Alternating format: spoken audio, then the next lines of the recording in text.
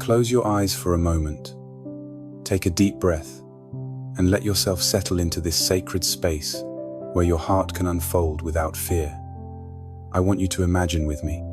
It's late at night, and you're sitting alone in your kitchen, the soft glow of a single lamp casting shadows across familiar walls. The house is quiet, but your heart is loud with the echo of words that can't be taken back. Silences that have stretched too long, and love that feels fractured beyond repair. Maybe it's the relationship with your spouse that once felt like home but now feels like walking on broken glass. Perhaps it's the distance between you and your child that grows wider with each passing day, despite your desperate attempts to bridge it. Or maybe it's the friendship that meant the world to you, now reduced to awkward pleasantries and careful avoidance. The relationship with your parent that carries decades of unspoken hurt. Or the sibling bond that somewhere along the way became a battlefield instead of a safe harbor. You've tried everything, haven't you? The difficult conversations that only seem to make things worse. The silent treatments that felt like punishment for both of you. The forced smiles at family gatherings, while your heart breaks a little more each time. You've Googled relationship advice at 2 a.m., read books about communication, maybe even attended counseling sessions where you sat across from someone you love, feeling like strangers speaking different languages. Tonight, as you sit in that quiet kitchen of your soul, you feel the weight of it all. The exhaustion of pretending everything is fine. The loneliness that comes from being surrounded by people yet feeling profoundly misunderstood. The fear that maybe this brokenness is permanent, that some wounds cut too deep to ever truly heal. Your heart whispers a question into the darkness. God, can you really restore what feels so thoroughly broken? Feel the warmth of that lamp's glow against your face as you lean forward, elbows on the table, hands covering eyes that have cried too many tears. This is where healing begins, not in the perfection of having it all figured out, but in the honest acknowledgement of how much it all hurts. In this vulnerable moment, you're not alone. The God who created love itself sits with you in this kitchen, in this ache, ready to tend to the tender places of your heart. Please stay with me until the end of this prayer, dear friend. Let your heart breathe here. Let yourself feel whatever needs to be felt, because our God meets us not in our pretending, but in our truth. There's a verse that has carried me through the darkest seasons of relational pain, and perhaps it will speak to your heart tonight as well. In the book of Ezekiel, God makes a promise that sounds almost too beautiful to believe. I will give you a new heart and put a new spirit in you. I will remove from you your heart of stone and give you a heart of flesh. I remember the first time I really heard those words, not just read them, but heard them. I was sitting in a doctor's waiting room, having just come from another failed attempt at reconciliation with someone I loved. My chest felt tight. My heart felt like it had been calcified by years of disappointment and defensive walls. The magazine in my lap blurred as tears fell on the pages, and somehow those words from Ezekiel rose up from memory like a whisper from heaven. I will give you a new heart. The beauty of this promise isn't just in the giving of something new, but in the gentle acknowledgement of what we carry. God doesn't shame us for having hearts of stone. He understands how we got there, the betrayals that made us hard, the rejections that taught us to protect ourselves, the disappointments that slowly convinced us that guarding our hearts was safer than risking love again. He sees the scar tissue we've developed, the emotional calluses that once served to protect us, but now prevent us from truly connecting. But then comes the second part of his promise, equally beautiful. I will put my spirit within you and cause you to walk in my statutes. This isn't about trying harder or knuckling our way to better relationships. This is about supernatural transformation from the inside out.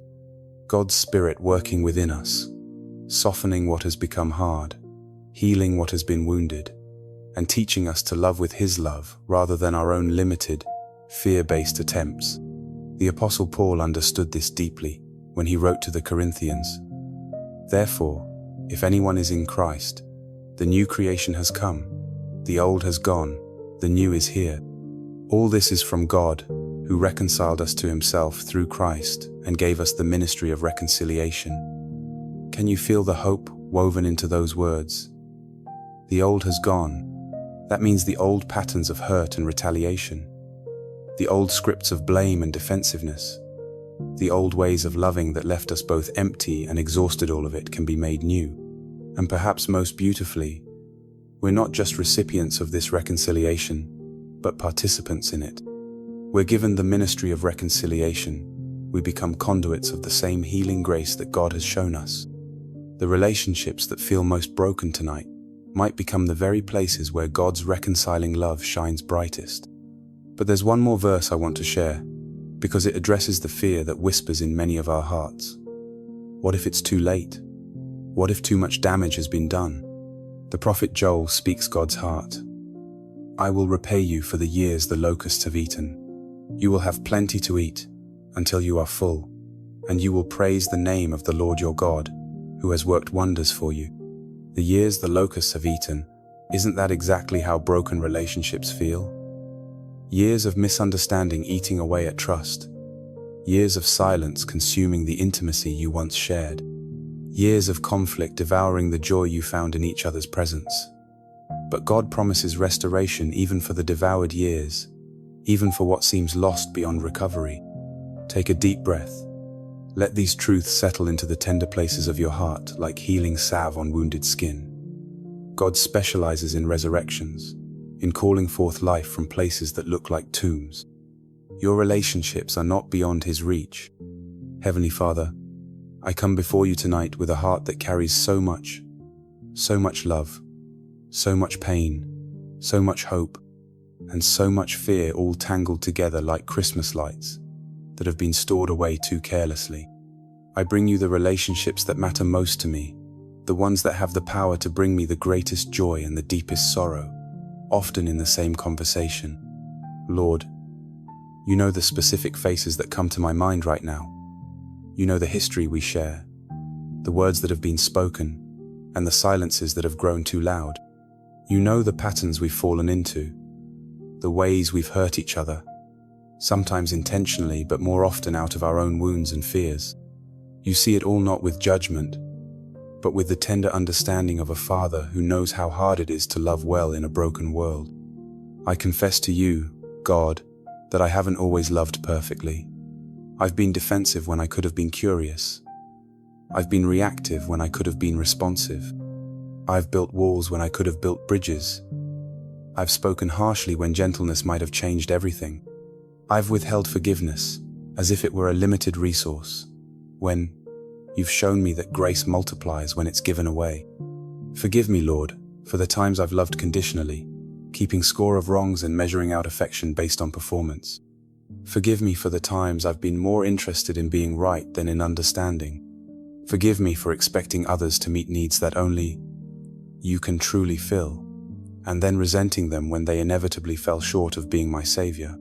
But Father, I also bring you the hurt I carry, the disappointments that have carved out hollow spaces in my heart, the rejections that taught me to expect abandonment, the betrayals that made trust feel foolish and naive. I don't want to hold on to these wounds anymore, but I'm not sure how to let them go. They've become such familiar companions, these hurts, that I sometimes wonder who I would be without them. Take a deep breath with me. Let this truth sink in. God wants to heal not just our relationships, but our understanding of ourselves within those relationships. Lord, I pray specifically for my relationship with my spouse. If you've blessed me with one, I ask that you would help us see each other through. Your eyes not as adversaries to be conquered or puzzles to be solved, but as fellow pilgrims on this journey of becoming who you created us to be. When we speak to each other, let our words be seasoned with grace. When we listen, let us hear not just the words but the heart behind them. When we disagree, let us remember that we're on the same team, fighting for our love, not against each other. For every parent listening who carries the weight of relationships with their children, I pray that you would give wisdom beyond their years and patience beyond their capacity. Whether their children are toddlers testing boundaries or adults making choices they disagree with, help them love with open hands rather than controlling grasp. Heal the generational patterns that have been passed down like unwanted heirlooms, and let new legacies of grace begin with them. For those who are adult children still navigating relationships with their parents, Lord, I pray for understanding to flow both ways. Help them honor their parents while maintaining healthy boundaries. Heal the childhood wounds that still influence adult interactions.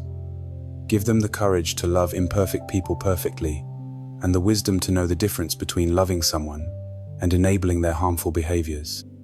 Father, I lift up the friendships that have been strained or broken. You know how precious these relationships are. The friends who chose to love us when they didn't have to, who saw something in us worth investing in. Where pride has built walls, tear them down.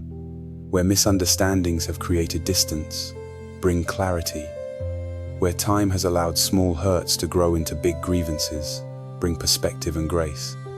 I pray for the relationships in our workplaces, our churches, our communities. Help us be people who bring peace rather than division, who build up rather than tear down. In a world that seems increasingly polarized, help us be agents of reconciliation, people who can disagree without demonizing, who can love across differences of opinion and perspective. And Lord, for those listening who are in relationships marked by abuse or genuine toxicity, I pray for wisdom and protection. Your heart for reconciliation never requires us to remain in situations that are truly harmful. Give them courage to seek help, to set boundaries, and to find safety. Surround them with people who will support their healing journey. I declare and decree over every person listening that shame no longer defines their relationships. The mistakes of the past do not disqualify them from experiencing love and connection. They are worthy of healthy, life-giving relationships, not because they've earned it, but because they are beloved children of God. For every listener who feels unseen, unheard, or unloved tonight, Lord, let them feel your presence like a warm embrace. Remind them that they matter, that their story matters, that their heart matters. Use this prayer as a bridge not just to healing their relationships with others, but to deepening their relationship with you, the source of all love. I speak life over dead dreams of reconciliation. I speak hope over situations that look hopeless. I speak your peace over hearts that have been at war with themselves and others. You are the God who makes all things new, and I trust you to do a new thing in these precious relationships. In the powerful name of Jesus, who gave his life to reconcile us to you, I pray. Amen. Can I tell you something that happened to me last Christmas? I was standing in my sister's kitchen, watching her make her famous apple pie, when she suddenly stopped mid-sentence and looked at me with tears in her eyes. "I've missed you," she said. And I knew she didn't just mean the 2 weeks since we'd last talked. She meant the real me, the one who had been hiding behind careful conversations and safe topics for the past 3 years, ever since our disagreement about Mom's care had driven a wedge between us. I had been so focused on being right, on protecting my hurt feelings, that I had forgotten what it felt like to simply enjoy my sister's company. Standing there, flour on her hands and vulnerability in her voice, I realized that winning the argument had cost me something precious. The easy intimacy we'd shared since childhood, the way we used to call each other just to share something funny we'd seen, the comfort of having someone who knew all my stories because she'd lived through most of them with me. That moment in the kitchen became a turning point, not because we suddenly agreed about everything, but because we chose to love each other more than we needed to be right. It wasn't a dramatic movie scene reconciliation. It was quiet and awkward and beautiful. 2 grown women crying over apple peels, admitting that we'd both been stubborn and scared and sorry. Have you ever carried a hurt so long you forgot how it started? Have you ever found yourself defending a position you're not even sure you believe anymore, simply because backing down feels like losing? Do you long to be seen beyond your brokenness? To be loved not despite your flaws but including them? Here's what I'm learning. Healing relationships rarely happens in one big moment. It happens in 1,000 small choices. The choice to assume the best instead of the worst. To speak truth wrapped in love, rather than wield it as a weapon. To listen with the intent to understand, rather than to defend or attack. It happens when we stop trying to change people and start praying for God to change our hearts toward them. This week, I invite you to try something simple but profound. Choose one relationship that needs healing. It doesn't have to be the most broken one. Maybe start with one that just needs some tending and ask God this question: how do you see this person? Then listen. Really listen. You might be surprised by what you hear. Consider writing a letter you'll never send, pouring out all your hurt and anger and disappointment onto paper, and then burning it as an act of release. Or write another letter you will send, one filled with gratitude for what that person has meant to you, focusing on their gifts rather than their failures. Maybe it's time to make that phone call you've been avoiding, not to hash out old grievances, but simply to say, "I've been thinking about you." Maybe it's time to stop waiting for them to make the first move and become the peacemaker yourself. This isn't about being a doormat or pretending problems don't exist. It's about approaching our relationships from a place of security in God's love rather than from our wounds and fears. It's about becoming the kind of person we'd want to be in relationship with. So here's what I want to leave you with tonight, dear friend. The invitation to walk gently with God beyond this prayer, to let Him lead you into the slow, beautiful work of relational healing. This isn't about doing more or trying harder. It's about learning to love with God's love instead of your own. I encourage you to spend some time this week meditating on Psalm 139, especially verses 23-24. Search me, O God, and know my heart. Test me and know my anxious thoughts. See if there is any offensive way in me, and lead me in the way everlasting. Let God show you any ways you might be contributing to relational challenges, not so you can beat yourself up, but so you can receive His grace and make different choices moving forward. Also spend time with 1 Corinthians 13, not just the famous "love is patient, love is kind" portion, but the whole chapter. Read it slowly, meditatively, asking God to show you what love looks like in your specific relationships. Consider sharing this prayer with someone who might need it. Maybe someone who's struggling with their own relational wounds, or perhaps someone you need to reconcile with. Sometimes the act of sharing hope multiplies it. And practice this simple daily rhythm. Each morning, light a candle when you pray, and ask God to give you His heart for the people you'll encounter that day. Each evening, sit with that same candle and ask Him to show you moments when His love flowed through you and moments when you might have chosen differently. This isn't about performance or perfection. It's about growing in awareness of God's presence in your relationships. Remember, beloved, the goal isn't perfect relationships. The goal is learning to love imperfect people with the perfect love you've received from God. Some relationships will be completely restored. Others will find a new and healthier form. And some may need to have new boundaries while you continue to love from a distance. Trust God's wisdom in each situation. As I close, I want to speak a blessing over you and over every relationship that matters to your heart. May the God of all comfort, who has comforted you in your deepest places of loneliness and pain, teach you to comfort others with the same tenderness. May His peace, which surpasses all understanding, guard your heart and mind as you navigate the vulnerable path of reconciliation. May you discover that you are more loved than you ever dared believe, more forgiven than you ever dared hope, and more capable of loving others than you ever thought possible. May the relationships that have brought you pain become the very places where God's healing power is most beautifully displayed. May you find the courage to love first, to forgive freely, and to hope against hope that love really can conquer all, not through your strength, but through the one who loved you first, and will love you last, and loves you best in every moment in between. Father, bless these precious hearts who have prayed with me tonight. Go before them into their relationships, preparing hearts and smoothing paths. Give them wisdom for their words, compassion for their hearts, and hope for their futures. Let them sleep tonight wrapped in the security of your love, and wake tomorrow ready to love others with that same love. In Jesus' mighty name, Amen.